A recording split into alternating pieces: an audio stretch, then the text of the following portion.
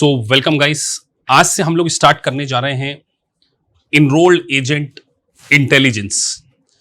देखिए, इस कोर्स के बारे में मैं आज आपको बताने जा रहा हूं पूरा डिटेल में, और ये एक डेमो लेक्चर के रूप में भी आप देख सकते हैं कि किस तरीके से इनरोल्ड एजेंट के पार्ट 1 को, जिसमें कि अराउंड 300 पेजेस होते हैं, उसको हमने केवल 50 पेजेस में समअप किया है।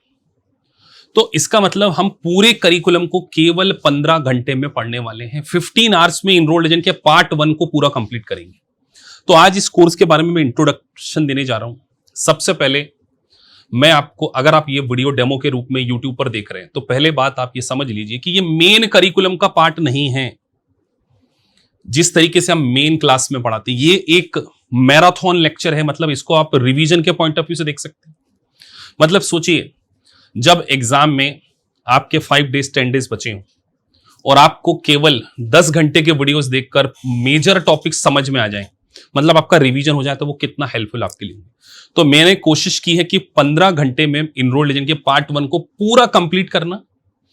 इसमें हम आपको क्या क्या देने वाले हैं, मैं फिर से एक डिस्क्लेमर दे रहा हूं कि ये मेन वीडियो नहीं है। हम यहां पर काफी डिटेल में चीजों को कवर नहीं कर सकते, क्योंकि डिटेल में चीजें कवर करने के लिए तो हमने हमारे मेन लेक्चर्स को डिलीवर किया हुआ है, जिसमें हम आपको फंडामेंटल पढ़ाते हैं, मेन करिकुलम पढ़ाते हैं। ये एक रिविजनरी लेक्चर है कि आप 1 घंटे में 1 यूनिट को कैसे रिवाइज करेंगे। अगर 14 यूनिट है तो 14 घंटे में पूरी 14 यूनिट को कैसे रिवाइज करेंगे। सर, इसमें मिलने क्या क्या वाला है? सबसे पहले मैंने कोशिश की है 20 घंटे में। 20 घंटे मैंने हायर साइड लिखे, क्योंकि इसमें मैं बच्चों के डाउट्स लूंगा। आपके डाउट्स भी होंगे ना इसमें, तो 2-3 घंटे आप डाउट्स पूछ सकते हैं। क्वेश्चन भी कराऊंगा, कुछ एमसीक्यू कराऊंगा, इसलिए 20 आवर्स।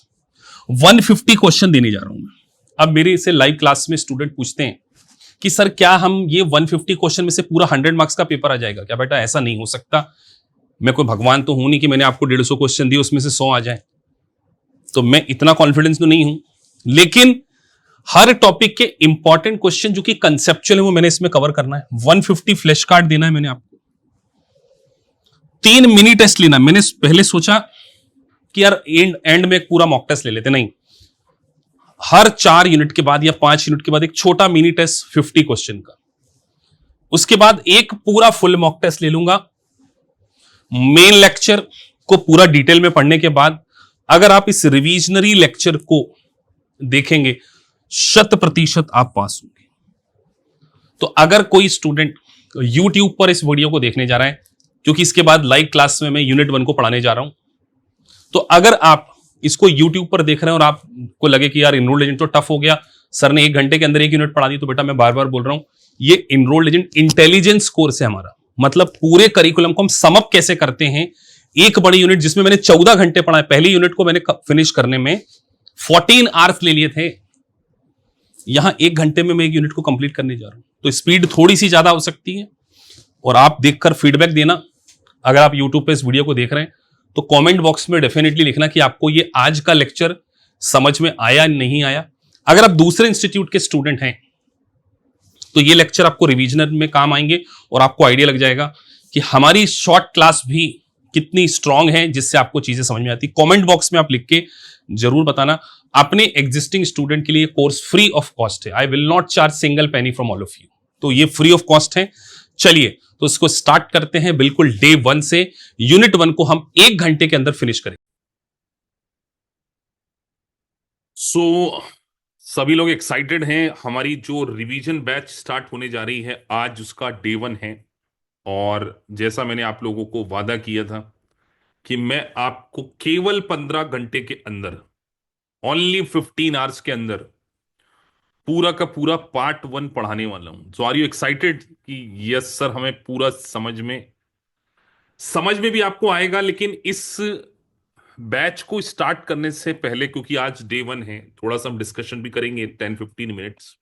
सबसे पहले आपने क्या ध्यान में रखना है, जो बच्चे इस बैच की रिकॉर्डिंग्स देखेंगे, एक गोल्डन रूल तो आपको याद रखना है कि क्या सर केवल इसी बैच को देख के हम पास हो जाएंगे? क्या लगता है आप लोगों को? सर, ये आपको पास करने में बहुत ज्यादा हेल्प तो करेगी। मतलब मेरा कहने का मतलब है कि आपकी एग्जाम में पास करने में इस पर्टिकुलर बैच का रोल 200% है। लेकिन केवल इसी केवल इसी बैच के भरोसे बैठकर आपकी सर हम केवल ये 15 घंटे पढ़ लें और इनरोल्ड एजेंट को पास कर ले, हो सकता है कि आप पास भी हो जाएं, हो सकता है आप पास हो जाएं, लेकिन आपके पास वो नॉलेज नहीं आएगा जो मैंने आपको मेन बैच में प्रोवाइड किया है। सो एक बात तो ये आपको ध्यान रखना है कि सर ये उस मेन बैच का रिप्लेसमेंट नहीं है। सर कितना परसेंट एग्जाम में कवर हो सकता है, ये आपका क्वेश्चन होना चाहिए। आज मैं आपको 1 घंटा पढ़ाऊंगा पूरा, या 50 मिनट 45 मिनट जितना भी हमारा पहली यूनिट में होगी। उसके बाद आप लोगों ने मुझसे ऑलरेडी पार्ट 1 पढ़ा हुआ है, उसकी पहली यूनिट पढ़ी हुई है। आप उस लेक्चर को भी कंपेयर करना जिसमें हमने 9 आवर्स पढ़ाए हैं, और आज मैं आपको केवल 1 घंटा पढ़ाने जा रहा हूं। तो 9 आवर्स वर्सेस 1 आवर, क्या आपको बेनिफिट मिला या नहीं मिला? पहली यूनिट तो सरल है, तो इट मे बी पॉसिबल कि आपको फटाफट समझ में आ जाए, बट आने वाले समय में जो बाकी डिफिकल्ट यूनिट्स हैं उसमें आपको इसका बेनिफिट मिलेगा। तो रूल नंबर 1 क्या है कि सर इस बैच को मेन बैच के रूप में कंसीडर नहीं करना, पहली बात। रूल नंबर 2 कि सर हम मेन लेक्चर को भी देखें, और आपको क्वेश्चन जो है ये रिवीजन के रूप में क्या करना है, इस पर्टिकुलर बैच को रिवीजन के रूप में लेना है। पता चले आप लोग 2 मिनट्स मैगी नूडल्स के बारे में बात करें कि हम सर मैगी खा के पेट तो भर जाता है, हो सकता है आप में से बहुत सारे स्टूडेंट पास भी हो जाएं, लेकिन मेरा ये एडवाइस है कि ओवरऑल होलिस्टिक डेवलपमेंट के लिए, होलिस्टिक यूएस टैक्सेशन के डेवलपमेंट के लिए आपको मेन करिकुलम को भी देखना चाहिए, क्योंकि आपको पता है कि मेन करिकुलम को भी हम काफी डिटेल में पढ़ाते हैं, और उसके पहले हम आपको फंडामेंटल्स भी प्रोवाइड करते हैं। तो जैसे जैसे बच्चे जुड़ते जा रहे हैं मैं सबको ऐड कर रहा हूं, तो थोड़ा सा टाइम लग जाता है, सारे बच्चों को वैसे टाइम से आना चाहिए। आज आपके सवाल नहीं लूंगा। अच्छा, इस पर्टिकुलर बैच में क्या मुझे डाउट भी लेना है? नहीं, मतलब डाउट हम मेन बैच में लेते हैं। अब मैं अगर आपको रिवीजन बैच में, जो कि केवल 15 घंटे की, हाँ एंड में कोई Q&A सेशन डेफिनेटली होंगे, आपके कुछ क्वेश्चंस होंगे, उसका मैं आंसर करने की कोशिश करूंगा, लेकिन जब हम पूरा करिकुलम पढ़ रहे होंगे तो हमारा फोकस है आपको 15 घंटे के अंदर एक समरी वीडियोस प्रोवाइड कर देना, जिससे कि आपका कॉन्फिडेंस काफी बढ़ जाए। तो ऑलमोस्ट 75 स्टूडेंट्स जुड़ चुके हैं। So let's begin with the session. I am also excited कि आप लोगों को मैंने आज क्वालिटी यूनिट 1 पूरी फिनिश करना है। सो हम इसको बिगिन करते हैं, थोड़ा बच्चे जैसे जैसे जुड़ जाते हैं। और इस पर्टिकुलर लेक्चर को मैं यूट्यूब पे भी अपलोड कर दूंगा, जिससे आपको एक आइडिया लगे कि सर हम लोग समरी के रूप में भी कितना डिटेल में सारी चीजों को आपको पढ़ने पढ़ने वाले। किसी के कोई क्वेश्चंस हो, डाउट्स वगैरह कुछ हो? चलिए, सो अभी किसी के क्वेश्चन नहीं, पर सभी लोग थोड़ा सा टाइम से आए, देखो 5-10 मिनट।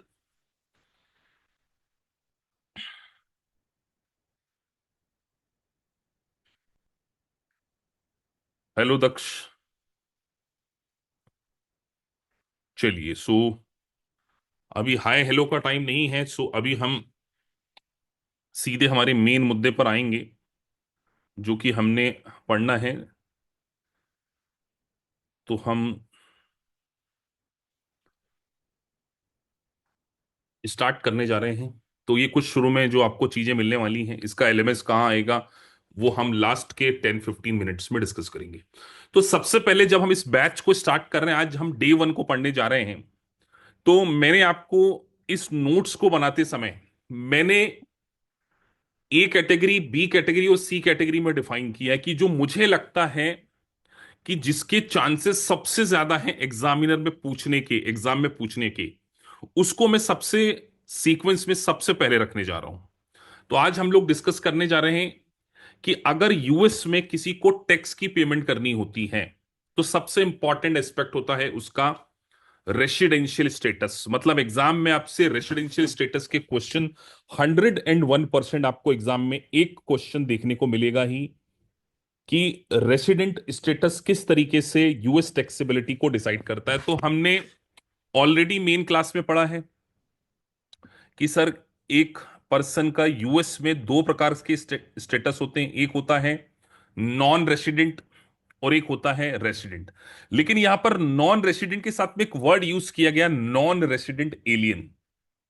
तो मेन क्लास में भी मैंने आपको बताया हुआ है कि जो रेसिडेंट होता है या जो यूएस सिटीजन होता है उसको तो ग्लोबल इनकम के ऊपर क्या पे करना होता है, टैक्स पे करना होता है। लेकिन जो नॉन रेसिडेंट है उसे केवल और केवल ग्लोबल नहीं, यूएस टैक्स की सोर्स की इनकम के ऊपर टैक्स पे करना होता है। आई गेस ये बात सबको अच्छे से पता होगी कि सर यस, आप बिल्कुल ठीक कह रहे हैं कि अगर हम बात करें तो जो नॉन रेसिडेंट एलियन है उसने केवल यूएस सोर्स में ही जो इनकम होगी उसके ऊपर ही उसको टैक्स देना है। लेकिन जो रेसिडेंट एलियन होगा उसने ग्लोबल इनकम के ऊपर टैक्स देना है। सर अब अगर हम बात करें sir who is non resident alien और who is not a resident, तो a non US citizen is typically classified as a non resident alien. तो सबसे पहले उन्होंने एक बात बोली कि अगर आप सिटीजन नहीं है,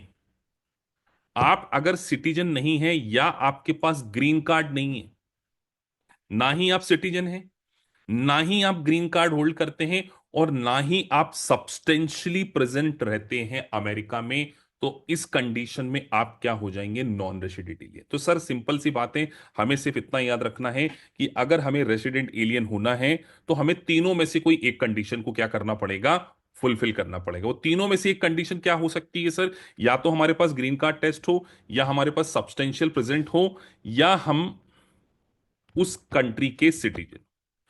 तो non resident alien are tax only US source income while resident alien are tax their world wide income. Sir example भी दे देते हैं, हम भूल जाते हैं। मैंने कई बार आपको मेन क्लास में भी एग्जांपल दिया है। अगर अमेरिका का कोई सिटीजन है, जैसे निक जोन्स के बारे में हम बात कर लें, वो सिटीजन ऑफ अमेरिका है, तो वो अगर इंडिया में जाके भी इनकम कमाएगा तो भी उसको यूएस में क्या करना पड़ेगा, टैक्स देना पड़ेगा। अब एक कॉन्सेप्ट आता है सर ड्यूअल स्टेटस एलियन। मैं आप लोगों से पूछता हूं, क्या कोई पर्सन एक साथ दो कंट्री का रेसिडेंट रेसिडेंट हो सकता है क्या? क्या कोई पर्सन एक साथ दो कंट्री का रेसिडेंट हो सकता है? लॉजिकली, लॉजिकली और जनरली यस, 100% सर हो सकता है, अगर वो कुछ कंडीशन फुलफिल कर दे। जैसे आप इंडिया के भी रेसिडेंट हो सकते हैं और at the same time US के भी रेसिडेंट हो सकते हैं, तो इसमें कोई प्रॉब्लम नहीं है। डेफिनेटली ड्यूअल स्टेटस आप होल्ड कर सकते हैं। आगे हम बढ़ रहे हैं इंपॉर्टेंट पॉइंट में, in non resident alien may file joint return. Very very important, exam में आपसे अगर तगड़ा वाला एमसीक्यू पूछा जाएगा वो इसी में से पूछा जाएगा, लिख कर ले लीजिए आप। हो सकता है कि आप जो एग्जाम देने जा रहे हैं उसमें आपको ये क्वेश्चन देखने को मिल जाए कि अगर एक नॉन रेसिडेंट एलियन किसी यूएस सिटीजन के साथ में मैरिज कर लेता है, a non resident alien may file joint return if she और he married to a US citizen और resident at the end of the year. इसका मतलब सर एग्जांपल देखिए, अगर आप हमें समझा देते, अगर प्रियंका चोपड़ा ने निक जोन से शादी कर ली तो वो आज की डेट में भले ही नॉन रेसिडेंट है, लेकिन वो क्या कर सकती है, निक जोन्स के साथ में एक ज्वाइंट रिटर्न फाइल कर सकती है। तो सर एक सबसे इंपॉर्टेंट कंडीशन यही है कि अगर कोई पर्सन नॉन रेसिडेंट है, वो किसी रेसिडेंट के साथ में मैरिज कर लेता है और वो ज्वाइंट रिटर्न फाइल कर सकता है, तो उसकी ग्लोबल इनकम के ऊपर क्या होगा, टैक्स देना पड़ेगा। मतलब प्रियंका चोपड़ा जो इंडिया में इनकम अर्न करेगी उसको अमेरिका में भी क्या करना पड़ेगा। तो sir non resident alien, examiner ने आपसे एमसीक्यू पूछा क्या नॉन रेसिडेंट एलियन और resident can file a joint return, true और फॉल्स, तो आप क्या बोलेंगे? सर डेफिनेटली हम क्या बोलेंगे, उसको ट्रू बोलेंगे। इसका मतलब एक नॉन रेसिडेंट रेसिडेंट के साथ में ज्वाइंट रिटर्न को फाइल कर सकता है। सर आपने तीन कंडीशन बताई थी कि या तो आप रेसिडेंशियल स्टेटस होना चाहिए आपका, या आपके पास ग्रीन कार्ड टेस्ट होना चाहिए, या आप सब्सटेंशियली प्रेजेंस होना चाहिए। एग्जाम में एमसीक्यू में पूछा जा सकता है। तो सर सब्सटेंशियल प्रेजेंट का मतलब क्या है? अगर मैं 2024 के पॉइंट ऑफ व्यू से बात के पॉइंट ऑफ व्यू से डिस्कस करूं, तो आप 2024 का अगर रिटर्न फाइल कर रहे हैं तो 31 डेज 2024 में और 183 डेज ड्यूरिंग द 3 ईयर, मतलब 2024 का करंट ईयर भी कंसीडर किया जाएगा और 23, 22, 24 में मिलाकर अगर आप यूएस में 183 डेज रहते हैं तो आप क्या मान लिया जाएगा, सब्सटेंशियल प्रेजेंट टेस्ट हो जाएगा। और एक बार अगर आपका सब्सटेंशियल प्रेजेंट टेस्ट हो गया तो आप वहां पर रेसिडेंट एलियन या नॉन रेसिडेंट एलियन माने जाएंगे। मेरा आप लोगों से क्वेश्चन है। तो डेफिनेटली सर हम वहां पर क्या मान लिए जाएंगे, रेसिडेंट कंसीडर किए जाएंगे और हमें ग्लोबल इनकम के ऊपर टैक्स देना पड़ेगा। आगे बढ़ जाते हैं फटाफट। सर एक यूएस सिटीजन को अमेरिकन गवर्नमेंट चाहती है कि कुछ फॉर्म में आप डिस्क्लोजर दें हमें। वेरी वेरी इंपॉर्टेंट, एमसीक्यू में ये भी देखने को मिल सकता है। अगर आप यूएस सिटीजन हैं या रेसिडेंट हैं और आप कोई फॉरेन कंट्री में फाइनेंशियल या बैंक अकाउंट मेंटेन करते हैं, तो यूएस गवर्नमेंट आपसे जानना चाहती है कि क्या आप वहां पर कोई अकाउंट मेंटेन करते हैं, तो आप उनको फॉर्म नंबर 8938 में इंफॉर्म कीजिए। और अगर आपकी फॉरेन अकाउंट्स में जो वैल्यू है, जो ट्रांजेक्शन्स हैं, वो $10,000 से ज्यादा हो at any point of during the year, तो सर FBAR एक फॉर्म फाइल करना पड़ेगा यूएस सिटीजन को अगर उसके पास किसी फॉरेन कंट्री में फाइनेंशियल एसेट्स या एक बैंक अकाउंट है। सर ड्यू डेट क्या होगी उसकी? तो ड्यू डेट होगी 15 अप्रैल के आसपास। उसको क्या करना पड़ेगा, with the help of extension वो 15 अक्टूबर तक अपने इस डिस्क्लोजर को क्या कर सकता है, दे सकता है। तो 10,000 यहां पर क्या है, अगर आपके पास फॉरेन एसेट है कोई जिसकी वैल्यू 50,000 है, मैरिड फाइलिंग ज्वाइंटली में $100,000 है, तो भी आपको क्या करना पड़ेगा, फॉर्म नंबर 8938 क्या करना पड़ेगा, फाइल करना पड़ेगा। तो एग्जामिनर सिर्फ आपसे इतना पूछेगा, 10,000 बैंक अकाउंट और 50,000 और 1 लाख एज द केस में भी अगर आप फॉरेन एसेट होल्ड करते हैं तो यूएस सिटीजन को 15 अप्रैल की डेडलाइन या 15 अक्टूबर एक्सटेंशन तक एक फॉर्म करना पड़ता है फाइल। सर ये क्यों फाइल करना पड़ता है? यूएस गवर्नमेंट आपसे फॉरेन एसेट्स के बारे में जानकारी क्यों लेना चाहती होगी logically? Because they want to know कि कहीं आप फॉरेन इनकम अर्न कर रहे हैं कि नहीं कर रहे हैं, क्या उसके ऊपर यूएस की टैक्स लायबिलिटी आती है या नहीं आती। यार सोचो, क्या इंडियन गवर्नमेंट नहीं चाहेंगे मोदी साहब की, सलूजा जी क्या आपका कोई दुबई में बैंक अकाउंट है क्या? क्या सलूजा जी आपका कोई यूएस में बैंक अकाउंट है क्या? Definitely they wants to know, because if I have a bank account in foreign country, it means that I have something earning in foreign countries. So Indian government also wants to know that. So similar kind of provisions are also in US taxation. Sir exam में US taxation का filing status सबसे ज्यादा आपसे पूछा जाएगा, दो ही लिख कर ले लीजिए। एग्जामिनर आपसे सिंगल में इंटरेस्टेड नहीं है जानने का, आपसे मैरिड फाइलिंग ज्वाइंटली में इंटरेस्टेड नहीं है। खुद एक्सपीरियंस से बताएं कौन सा जानने में इंटरेस्टेड है वो।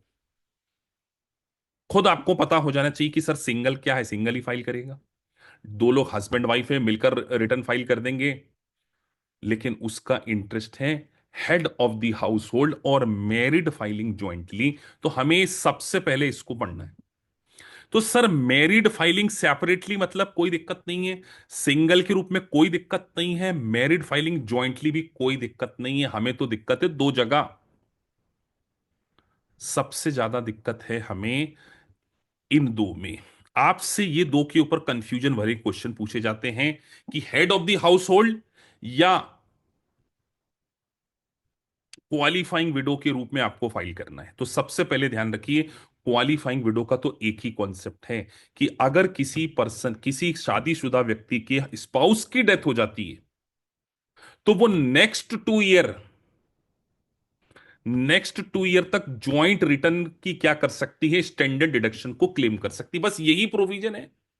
क्या समझ में आया आपको? सबसे काम की बात क्या याद रखना, मैं यहां पे तेज नहीं बढ़ रहा हूं, सबसे इंपॉर्टेंट बात यही है कि अगर किसी स्पाउस की डेथ हो जाती है तो वो नेक्स्ट 2 ईयर तक ज्वाइंट रिटर्न फाइलिंग की क्या कर सकती है, स्टैंडर्ड डिडक्शन को क्लेम कर सकती। क्या आप ये लोग सब जानते हैं? ये बात सभी लोगों को बहुत अच्छे से पता है। कि सर क्वालिफाइंग विडो का मतलब सिंपल भाषा में बोलूं कि सर एक हस्बैंड वाइफ है, हस्बैंड की डेथ हो जाती है, तो वाइफ क्या कर सकती है नेक्स्ट 2 ईयर तक, जो हस्बैंड और वाइफ के लिए स्टैंडर्ड डिडक्शन होती है। सर ये स्टैंडर्ड डिडक्शन क्या होती है? स्टैंडर्ड डिडक्शन मतलब एक फिक्स अमाउंट जिसके ऊपर टैक्स नहीं देना पड़ता। जैसे इंडिया में 2.5 लाख के ऊपर टैक्स नहीं देना पड़ता, ऐसे अमेरिका में 14,200 के ऊपर टैक्स नहीं देना। तो अगर किसी स्पाउस की डेथ हो गई तो उसका जो सर्वाइविंग स्पाउस है वो नेक्स्ट 2 ईयर तक इस ज्वाइंट रिटर्न का बेनिफिट ले सकता है। और वेरी वेरी इंपॉर्टेंट अब बात बोलने जा रहा हूं जो एग्जामिनर को सबसे ज्यादा पूछना है आपसे। 14,600 लिमिट है। एग्जामिनर आपसे ये नहीं पूछेगा, एग्जामिनर आपको कंफ्यूज करेगा कि एचओएच में फाइल करें या क्वालिफाइंग विडो में फाइल करें। तो हमेशा ध्यान रखो, अगर एक बार वो क्वालिफाइंग विडो बन गया तो वो एचओएच तो हो ही नहीं सकता। बात याद रहेगी। अगर वो एचओएच, क्योंकि सर जो स्टैंडर्ड डिडक्शन है वो किसकी ज्यादा होगी? ऑब्वियस सी बात है सर, स्टैंडर्ड डिडक्शन जो है वो क्वालिफाइंग विडो को ज्यादा मिलती है, ना कि head of the house hold. तो कंफ्यूजन हमेशा यही लाइन के ऊपर एमसीक्यू है ज्यादातर एग्जाम के, कि अगर कोई एक बार क्वालिफाइंग विडो हो गया तो वो एचओएच नहीं हो सकता। एचओएच कौन होगा sir? Head of the house hold. सबसे पहले अनमेरिड होना चाहिए, who provide more than half of the financial support of the qualifying dependent. तो सर इसका मतलब अगर हम ये बोले अनमेरिड हैं, डाइवोर्सी हैं, या सिंगल पर्सन हैं, और वो अपने चाइल्ड की, अपने डिपेंडेंट चाइल्ड की, यानी कि डिपेंडेंट चाइल्ड या डिपेंडेंट रिलेटिव की, क्वालिफाइंग डिपेंडेंट की जो भी नीड्स हैं उसके हाउस होल्ड का 50% क्या करता हो, तो उसको हम बोलते हैं एचओएच। एचओएच की क्या कंडीशन है सबसे इंपॉर्टेंट? वो अनमेरिड होना चाहिए, वो अपने स्पाउस से 6 मंथ एटलीस्ट दूर रहते होना चाहिए, भले उसका डाइवोर्स नहीं हुआ हो, वो लिव अपार्ट हो गए, सेपरेट हो गए, और वो अपने बच्चों की टेक केयर कर रहा हो। बस इतनी बात इंपॉर्टेंट है आपके लिए, इसके अलावा बाकी सब आप याद भी रख लेंगे तो कोई काम की नहीं है वो। तो sir how we will differentiate qualifying widower versus head of the household? मेरा क्वेश्चन आपसे ये, क्योंकि मैं इसमें आगे नहीं बढ़ने चाह रहा हूं, क्योंकि ये कंफ्यूजन आपको हमेशा नहीं रहना चाहिए, क्योंकि एग्जाम में एमसीक्यू इसी के ऊपर आएगा। Head of the house hold और क्वालिफाइंग विडो में how you will differentiate? Sir husband wife थे, किसी की डेथ हो जाती तो हम कभी भी अगले 2 साल के लिए सर्वाइविंग स्पाउस का मतलब क्वालिफाइंग विडो वाला बेनिफिट ही लेंगे। अगर सर कोई सिंगल है, उसकी वाइफ और हस्बैंड की डेथ नहीं होती है, और वो अपने क्वालिफाइंग डिपेंडेंट की, चाइल्ड और रिलेटिव दोनों ध्यान रखना, चाइल्ड और रिलेटिव, और यहां पर केवल डिपेंडेंट चाइल्ड। एक सबसे बड़ा डिफरेंस ये भी एग्जामिनर आपसे ये भी पूछना चाहता है, क्वालिफाइंग विडो में केवल डिपेंडेंट चाइल्ड है, डिपेंडेंट चाइल्ड, यहां पर चाइल्ड और रिलेटिव दोनों हैं, तो वो क्या करेगा? Head of the house hold का स्टेटस क्लेम कर सकता है। बात समझ में आती है? कभी किसी प्रकार का कोई कंफ्यूजन रहेगा क्या सर? इसमें नहीं रहेगा। सर कुछ इंपॉर्टेंट बात, डिपेंडेंट फोस्टर चाइल्ड जो है वो क्वालिफाइंग विडो में नहीं कंसीडर किया जाता। फोस्टर चाइल्ड मतलब ऐसे चाइल्ड जिसको कि आपने केवल लीगली क्या किया है, लीगली उसकी टेक केयर, अभी आप उसके लीगल गार्जियन नहीं है, अभी आप मतलब आपने उसको अडॉप्ट नहीं किया है। तो चाइल्ड में अडॉप्टेड चाइल्ड को भी क्या किया जाता है? कंसिडर किया जाता है। तो आगे बढ़ते हैं। हाउस होल्ड मेंटेनेंस करना पड़ेगा सर, 50% क्या करना पड़ेगा? उसका खर्चा हमें बियर करना पड़ेगा। यही बात इंपॉर्टेंट है बस।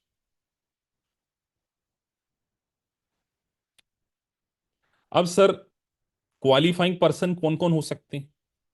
तो ये मैंने आपको नोट्स में दिए हैं, लेकिन एग्जाम में इसके ऊपर कुछ भी क्वेश्चन अभी तक जनरली नहीं पूछे गए। एग्जाम के पॉइंट ऑफ व्यू से पढ़ रहे हैं हम, ये मैं बार बार बोल रहा हूं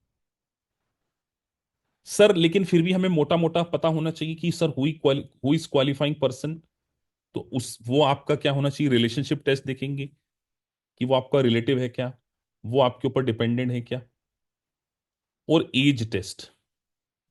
एज टेस्ट में सबसे इंपॉर्टेंट ये एमसीक्यू में पूछे जाते हैं, 19 ईयर और अगर 25 है तो फुल टाइम स्टूडेंट, और अगर कोई पर्सन डिसेबल है तो उसकी एज नहीं देखी जाती।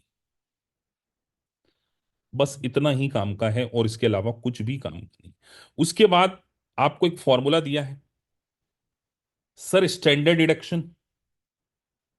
आपको सबसे पहले ये तो पता होना चाहिए कि सर यूएस में टैक्स कैसे पे करते हैं। ग्रॉस इनकम, जो आपकी टैक्सेबल इनकम आती है, मतलब सारी ग्रॉस इनकम, उसमें से एक्सपेंसेस माइनस करने के बाद आपको देखना है स्टैंडर्ड डिडक्शन।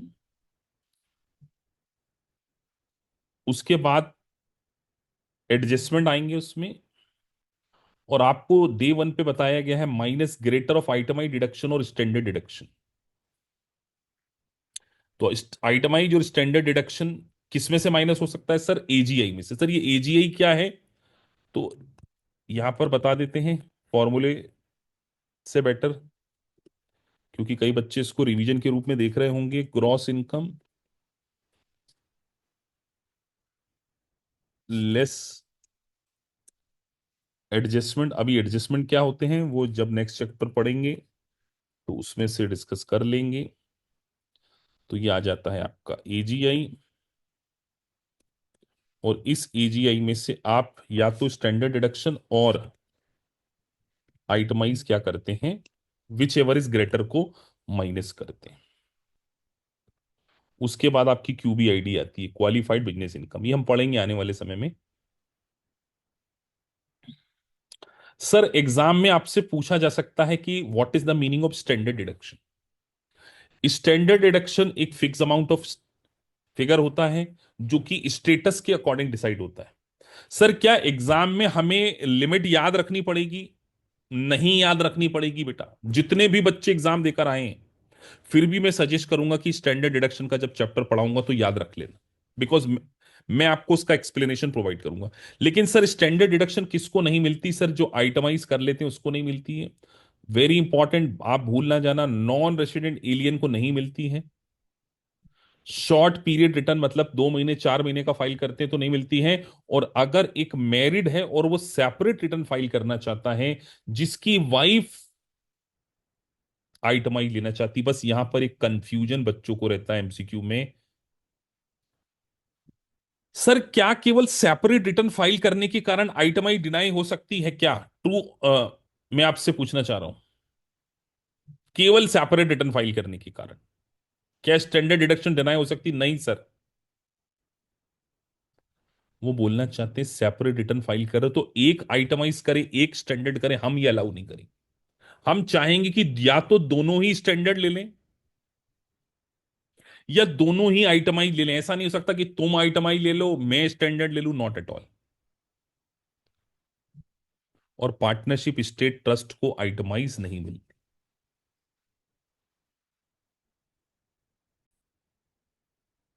तो सर हमने ये चीजों को क्या कर लिया, डिस्कस कर लिया, और मैंने आपसे फीडबैक भी ले लिया कि आपको सब कुछ समझ में आ रहा है। मैं बार बार बोल रहा हूं, जो बच्चे यूट्यूब पे देखेंगे वो ये मत समझ लेना कि सर ऐसा पढ़ाते हैं। बेटा सर तो बहुत स्लो पढ़ाते हैं, लेकिन ये रिवीजन लेक्चर है, इसलिए मुझे डिस्क्लेमर डालना पड़ेगा, नहीं तो पता चले यूट्यूब पे बच्चे देखिए बोले सर क्या पढ़ा दिया आपने ये। आगे बढ़ते हैं। सर बेसिक स्टैंडर्ड डिडक्शन सबसे ज्यादा पूछी जा सकती है चाइल्ड के केस में। मतलब एग्जामिनर आपसे यह पूछेगा basic standard deduction amount of child under the age of 19 और student under the age of 26। तो एक बात ध्यान रखिए, द मोस्ट टेक्निकल, सबसे ज्यादा एग्जाम में यहां से क्वेश्चन आएंगे, हाईली हाईली एग्जाम में क्वेश्चन आने वाले। तो सबसे पहले आपको अगर एग्जामिनर आपसे पूछे कि बेसिक स्टैंडर्ड डिडक्शन बताइए फॉर चाइल्ड के केस में, तो आपको एक बात ध्यान रखना है, सबसे पहले उसकी एज 19 है या उसकी एज 24 है अगर वो स्टूडेंट है, और उसको डिपेंडेंट क्लेम किया गया है अनदर, तो उसकी स्टैंडर्ड डिडक्शन, यहां पर मैं बात कर रहा हूं स्टैंडर्ड डिडक्शन, ये 1250 भी लिखा है, इसको आप चेंज कर लेना 1300 है। अभी इसमें कंफ्यूजन कई बच्चों को रहता है कि सर हमें 1250 याद रखना है या 1300। तो आप इसको 1300 मान के चलिए। आने वाले समय में 1400 हो जाएगी, क्योंकि रिवीजन लेक्चर तो आप फ्यूचर में भी देखेंगे कई बच्चे। तो कुछ बच्चे अभी के लिए मान लीजिए 2023 के लिए 1250, 2024 के लिए 1300, और आने वाले समय में 1350 हो जाएगी। तो सर 1300 में ये 1250 को काट रहा हूं, 2024 के लिए 1300, और earned income plus 400 up to 13,850, ये भी चेंज हो चुका है, ये हो गया 14,600। तो सर हम इसको लिखते हैं एक्सेल पे। तो एग्जाम में आपको हमेशा ध्यान रखना है basic standard deduction, basic standard deduction for child. अगर आपसे पूछा जाए तो आपको इतना पता होना चाहिए, 1300 और ब्रैकेट में 400 plus earned income, which ever is. याद रहेगी इतनी बात। लेकिन हाँ, ये 400 की जगह कितनी हो चुकी है, 450 हो चुकी है। अगर मैं 1300 लिख रहा हूं तो ये हो चुकी है, इसको फिर से लिख देते हैं, क्योंकि लिमिट चेंज होती रहती है। तो सर 1300 और 450 plus earn income which ever is more, लेकिन किसी भी कंडीशन में सब्जेक्ट टू 14,600 से ज्यादा बेसिक स्टैंडर्ड आप ले ही नहीं सकते, किसी भी कंडीशन में 14,000। सर ये क्या लॉजिक है, मेन लेक्चर में देख लेना बेटा, वहां पर 14,600 का लॉजिक पूरा भरपूर बताया गया है। लास्ट मोमेंट पे इतना पता होना चाहिए कि चाइल्ड की अगर एज 1924 है तो वो 450 plus earn income which ever is more, और 1300 भी है, विच एवर इज मोर है ना, 1300 और subject to 14,600। This is the basic standard deduction for child. Sir यहां पर बात हो रही है अर्न इनकम, तो अर्न इनकम की डेफिनेशन आपको पता है, जो कि आप हार्डवर्क करके कमाते हैं, salary, wages, tips, business income. Earn income का मतलब केवल इन्वेस्टमेंट इनकम, कैपिटल गेन और ये सारी चीजें, डिविडेंड, इंटरेस्ट, ये सब क्या होती है, अर्न इनकम होती है। Generally income tax return must file not later than 15 days of 4 month following the close of the tax year. Sir आपको रिटर्न की ड्यू डेट हमेशा पता होती है 15 अप्रैल तक, और मैक्सिमम एक्सटेंशन उसको क्या कर सकते हैं, 15 अक्टूबर तक कर सकते हैं, 6 मंथ का। ये फॉर्म नंबर आपसे पूछा जा सकता है, इसलिए मैंने यहां पे डाला है हु फाइल फॉर्म नंबर। तो ऑटोमेटिक एक्सटेंशन केवल रिटर्न फाइलिंग का होता है, टैक्स पेमेंट का नहीं होता। टैक्स तो आपको 15 अप्रैल तक ही क्या करना पड़ता है, डिपॉजिट करना पड़ता है। तो ऑटोमेटिक एक्सटेंशन आपको नहीं मिलता। एग्जाम में 100% चांसेस की डी टैक्स के क्वेश्चन आएंगे। पूरा 1.5 घंटा पढ़ाया है किडी टैक्स के ऊपर, तो बेटा शॉर्ट में जो बातें याद रखना, मैं पूरा किडी टैक्स नहीं पढ़ाने जा रहा, मैं केवल इनरोल्ड एजेंट के अकॉर्डिंग आपको पढ़ाने जा रहा हूं किडी टैक्स। तो माफ करना, 10 मिनट में कंप्लीट करेंगे बेटा, मेन लेक्चर में देख लेना पूरा, जिनको समझ में ना आए। सर अप्लाई चिल्ड्रन, चिल्ड्रन के ऊपर होता है। और किडी टैक्स का पर्पस क्या, जरा चैट बॉक्स में लिखो, what is the purpose of किडी टैक्स। किडी टैक्स का पर्पस क्या है। सर किडी टैक्स का पर्पस है कि जो पेरेंट की इनकम है उसका जो मार्जिनल टैक्स रेट होता है वो लगाना है।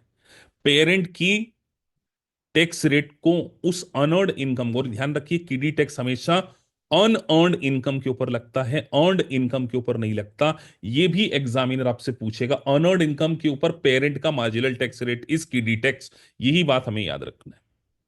सर मैक्सिमम डिडक्शन कितनी मिलती है, 2600 फॉर 24।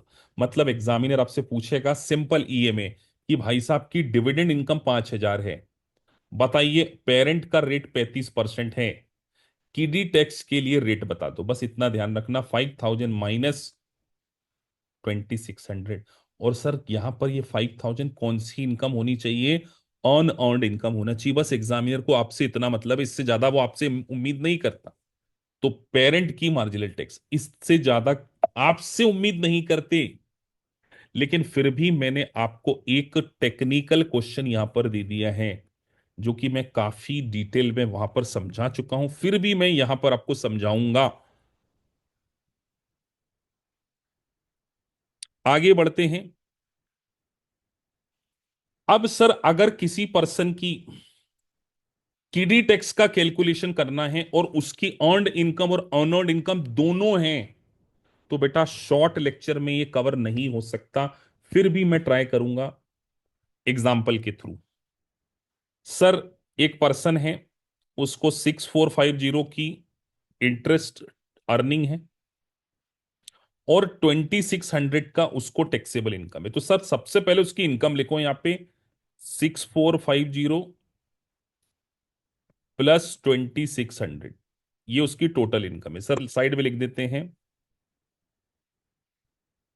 सर 64 कितना था, 6450, यह अर्नड इनकम। और अनअर्न्ड इनकम, अनअर्न्ड इनकम हम यहां लिखते हैं। तो सर अनअर्न्ड इनकम थी उसकी कितनी, 2600। तो ध्यान रखिए जब अर्न्ड और अनअर्न्ड इनकम दोनों मिक्स करके आती है तो कैलकुलेशन करने का तरीका बदल जाता है। सबसे पहले दोनों को लिखो टोटल, दोनों का मानना है टोटल 6 + 260। इसमें से लेस करो स्टैंडर्ड डिडक्शन। बेटा स्टैंडर्ड डिडक्शन कैसे निकालते हैं, फटाफट बताना, जरा फटाफट बताओ स्टैंडर्ड डिडक्शन कैसे निकालते हैं सर। अर्न्ड इनकम और अर्न्ड इनकम प्लस 450, है ना। मैं 450 ले लूं यहां पे, तो सर ये अर्न्ड इनकम प्लस 450, ये 6900 को आप यहां से माइनस करेंगे तो इसका मतलब सर 9050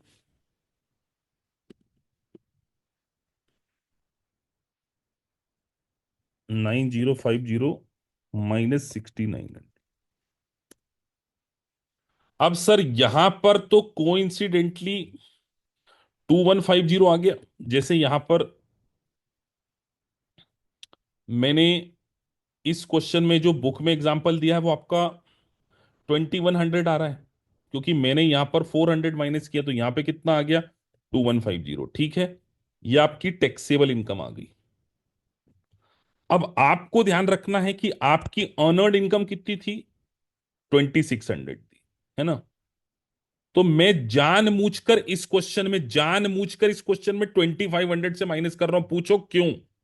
क्योंकि बेटा मैंने एग्जाम्पल ऐसा ले लिया कि अगर मैं यहां से पूरा 2600 माइनस कर दूंगा तो वो जीरो हो जाएगा। बात समझ में आ रही है, या मैं इसको 2700 कर दूं समझने के लिए। कितने लोग ये बात समझ पा रहे हैं, 2700 कर दे बेटा इसको एग्जाम्पल में, 2700 64, तो फिर यहां पे भी चेंज हो जाएगा।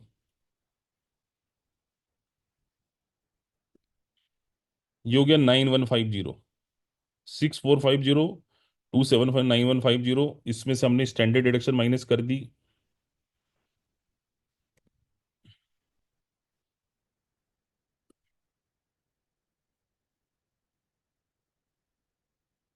तो ये आ गया 2250 आपकी टैक्सेबल इनकम। अब आपकी अनअर्न्ड इनकम थी 2700। तो बताओ ये 2700 में से हम 2600 क्यों माइनस कर रहे हैं,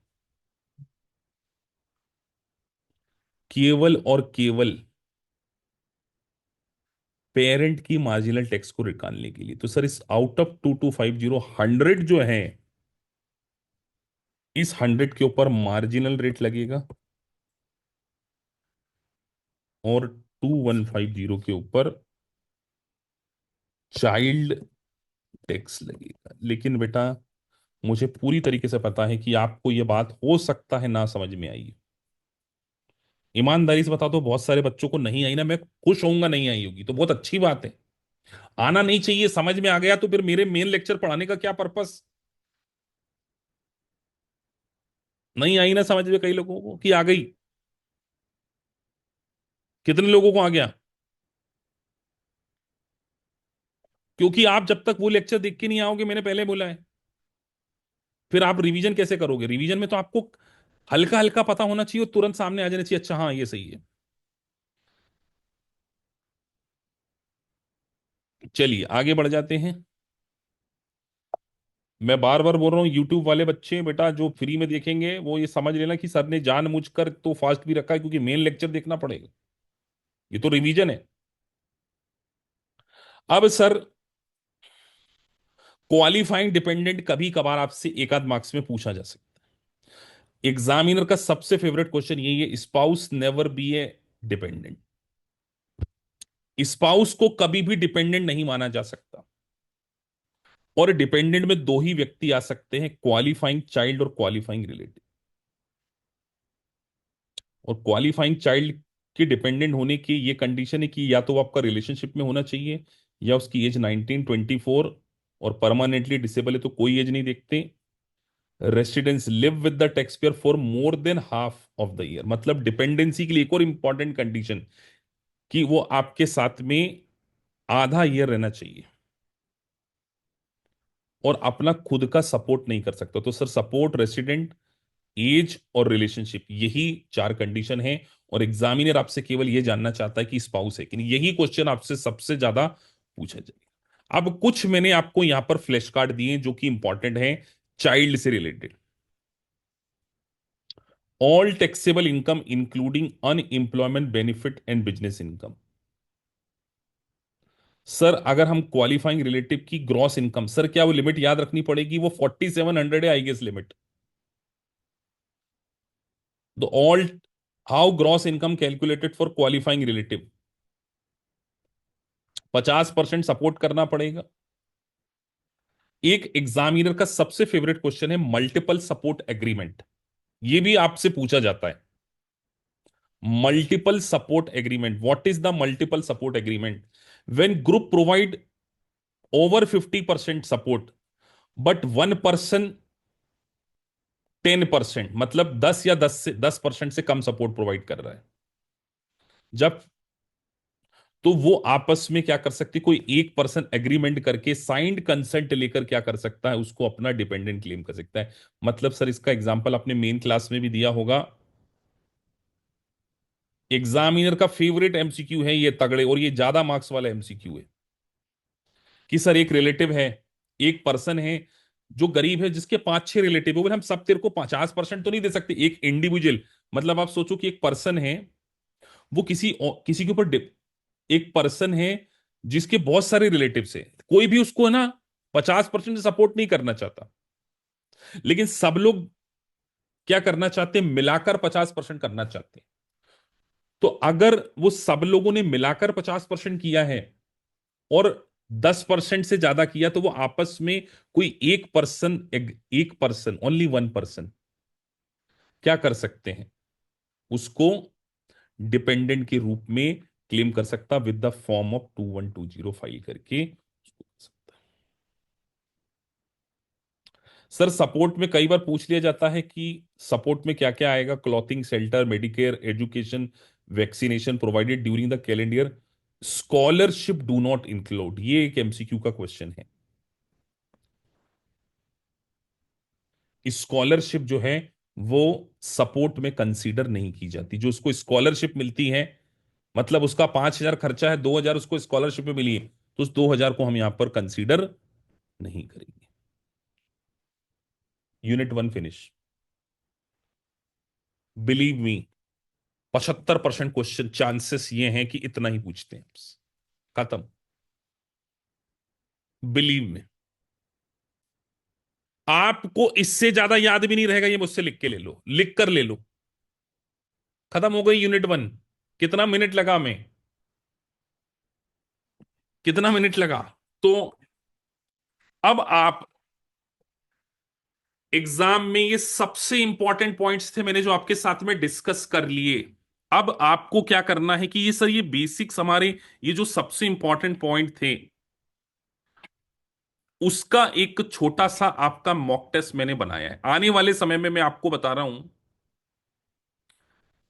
कि मैं इस के अंदर और क्वेश्चन डालूंगा। मैं पूरा देखो इसमें लगता है रिसर्च, एग्जाम को डिकोड करना कोई आसान काम नहीं होता है। कि मैंने बना दिया और हो गया काम, बट स्टिल आपने जो ये इस लेक्चर को देखने के बाद जो सीखा है वो आपको याद रहेगा या नहीं रहेगा, इसके लिए आपको एक छोटा सा मॉक टेस्ट अभी देना चाहिए लाइव क्लास में। हम देखते हैं कि आप लोग सारे लोग इस के अंदर कुछ क्वेश्चंस आएंगे, इस वो मैं आपको आने वाले समय में बता रहा हूं।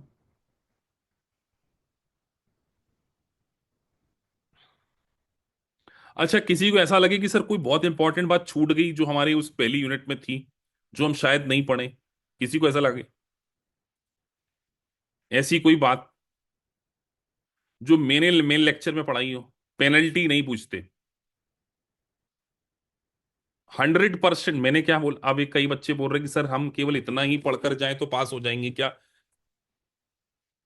हाँ। यस। पूछो क्यों। मेन लेक्चर देखने के बाद अगर आप इतना पढ़ के जाओगे तो आपके अंदर एक कॉन्फिडेंस रहेगा कि यार मुझे पूरे 15 यूनिट का क्रक्स पता है। आप मुझे बताओ, फास्ट ट्रैक पे ये लेक्चर सुनने में 15 घंटे या 12 घंटे के लेक्चर दूंगा, कितना क्या 2 दिन पहले आप नहीं सुन पाओगे इसको? सिर्फ कान में सुनना है, सिर्फ कान में सुनना है आपको।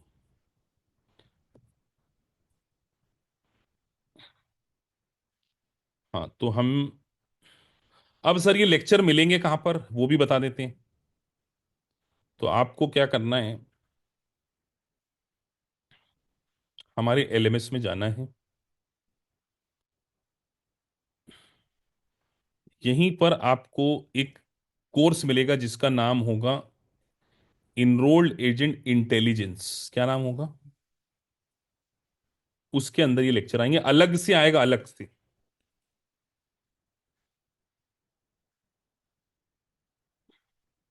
यहीं पर एक नया कोर्स बन जाएगा जो आपका मेन कोर्स है। देखिए मेन कोर्स के अंदर हम कितने लेक्चर दे रहे हैं आपको? 9 आवर्स।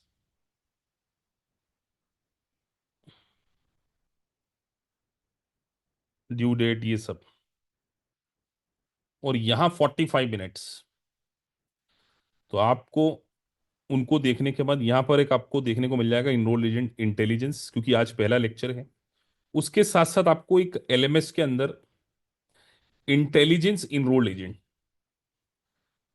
जिसमें यूनिट 1 के अंदर कुछ आने वाले समय में भी प्रैक्टिस एग्जाम में कुछ क्वेश्चन डाले गए हैं यूनिट 1 के। चलिए, पहले क्वेश्चन का आंसर देना है आप सभी को।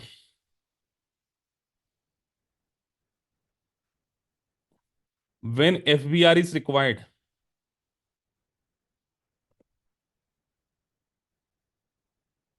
ए बी सी डी।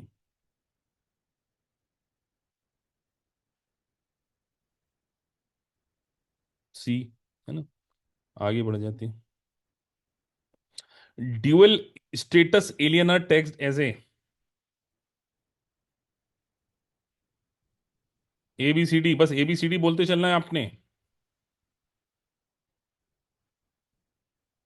अगेन सी।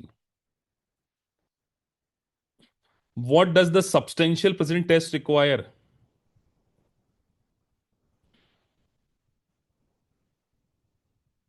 सी। सर क्या सारे सारे सी आंसर हैं क्या इसके? कीडी tax earned income threshold.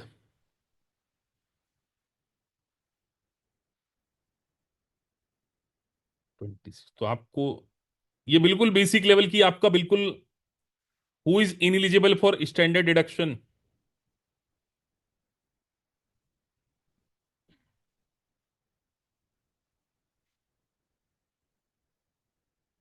D sir. देखो आप लोग सब कर पा रहे हो। Which of the following is dependent exemption criteria?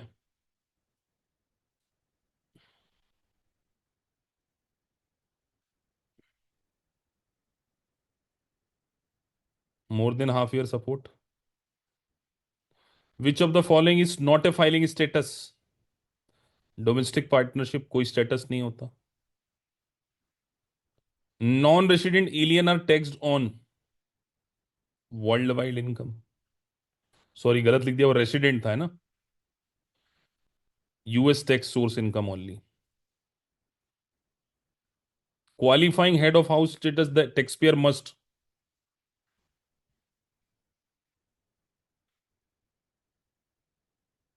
see